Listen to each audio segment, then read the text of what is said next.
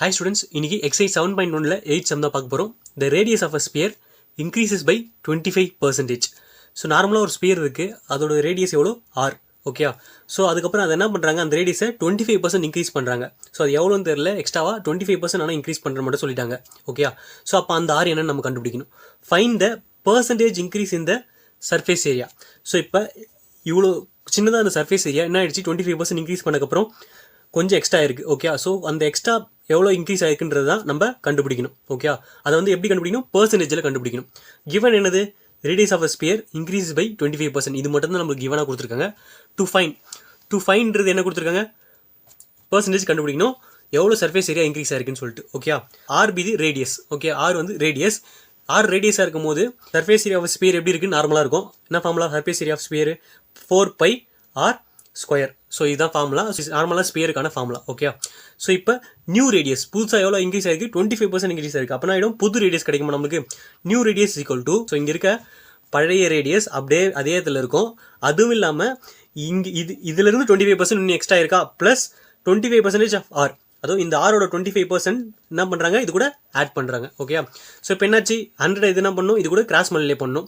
அப்போ 100 into r ஆகிடும் 100r plus already இங்கே இருக்குது 25r இருக்குது டிவைடட் பை, ஸோ இந்த 100 ஹோல் டிவைடில் வந்துடும். ஓகே, ஹோல் டிவைட் பை 100 வந்துடும்.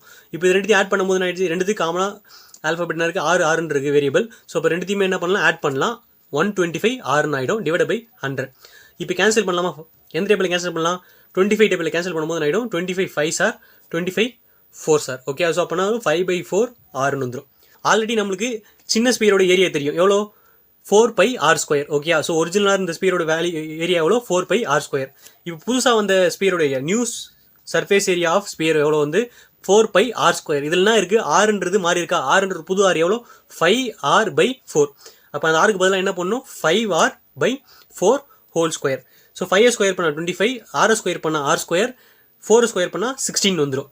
அப்போனா ஆயிடுச்சு, இங்கே இருக்க 4ம் இங்கே இருக்க 16ம் கேன்சல் ஆகி 4 1s are 4 4s are. Okay, so அப்போனா ஆயிடுச்சு, இங்கே 25 முன்னாடி வந்துருச்சு, பை இங்கே இருக்குது, ஆர் ஸ்கொயர் இங்கே இருக்குது. ஓகே, ஸோ டிவைடட் பை என்னதான் இருக்குது, கீழே 4 மட்டும்தான் இருக்குது.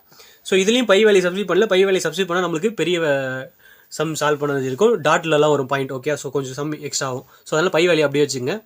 ஸோ இப்போ என்ன கண்டுபிடிக்கணும், எவ்வளோ இன்க்ரீஸ் ஆயிருக்குன்னு கண்டுபிடிக்கணுமா. So difference in surface area. So அப்போ அந்த பெரிய ஸ்பியர்லேருந்து சின்ன ஸ்பியரை மைனஸ் பண்ணால் நம்மளுக்கு எவ்வளோ ஏரியா எக்ஸ்ட்ரா இருக்குன்னு கண்டுபிடிச்சிருமா. ஸோ சின்ன ஸ்பியரோட ஏரியா எவ்வளோ வந்து கிடச்சிருக்கு நம்மளுக்கு, பெரிய ஸ்பியரோட ஏரியா 25πr ஸ்கொயர் பை 4. அதில் என்ன பண்ண போகிறோம், சின்ன ஸ்பியரை மைனஸ் பண்ண போகிறோம், 4πr ஸ்கொயரை மைனஸ் பண்ண போகிறோம். ஓகே, ஸோ மைனஸ் பண்ண பாருங்கள், இங்கே பாருங்கள் காமன் என்ன இருக்குது, இதுலேயும் πr ஸ்கொயர் இருக்குது, இதுலேயும் πr ஸ்கொயர் இருக்குது, காமனாக வெளியே எடுத்துலாமா.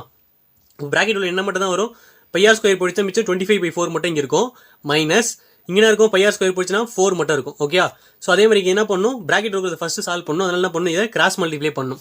ஸோ 25 மைனஸ் 16, எப்படி 16 வந்தது, இங்கே 4 4s are 16 பை இந்த டிவைடில் இருக்க 4 ஹோல் டிவைட் பை 4 வந்துடும். ஓகே, ஸோ இப்போ எதனா ஆகிடும், 25 16 போச்சுன்னா 9/4.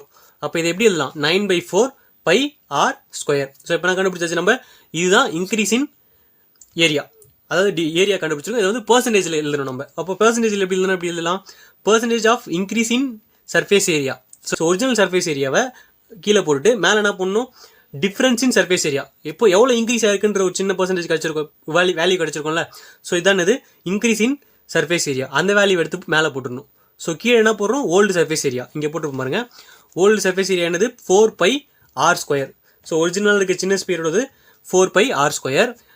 மேலே என்ன பண்ணணும், இன்க்ரீஸ் எவ்வளோ இன்க்ரீஸ் ஆகும், அதுலேருந்து எவ்வளோ இன்க்ரீஸ் ஆயிருக்கு நம்மளுக்கு, 9/4 πr ஸ்கொயர் தான் நம்மளுக்கு இன்க்ரீஸ் ஆயிருக்கு, அதை மேலே போட்டாச்சு. இப்போ என்னாச்சு, மேலே πr ஸ்கொயர் கேன்சல். பர்சன்டேஜ் கண்டுபிடிக்கிறதுனால என்ன பண்ணணும், இன்டூ 100. ஓகே, ஸோ அதே மாதிரி இங்கேயும் இன்டூ 100. πr ஸ்கொயர் என்னாச்சு, கேன்சல் ஆயிடுச்சு. ரிமைனிங் என்ன இருக்குது, 9/4 டிவைட் பை 4. இப்போ இந்த டிவைடில் இருக்க 4 மேலே போகும்போது ஆகிடும் 1/4 ரெசிப்ரோக்கல் ஆகி. ஓகே, இன்டூ ஆல்ரெடி இங்கே இருக்குது 100 இருக்குது. ஓகே, 9 1s are 9 divided by 4 4s are 16 into இங்கே என்ன இருக்குது 100 இருக்குது. 9 into 100 ஆகிடும் 900 ஆகிடும், டிவைட் பை என்ன இருக்குது 16 இருக்குது. ஓகே, இதை வச்சு இதை கேன்சல் பண்ணும்போது என்ன ஆகிடுது நம்மளுக்கு 56.25%. அப்போ percentage of increase in surface area எவ்வளோ கிடச்சிருக்கு நம்மளுக்கு, 56.25%.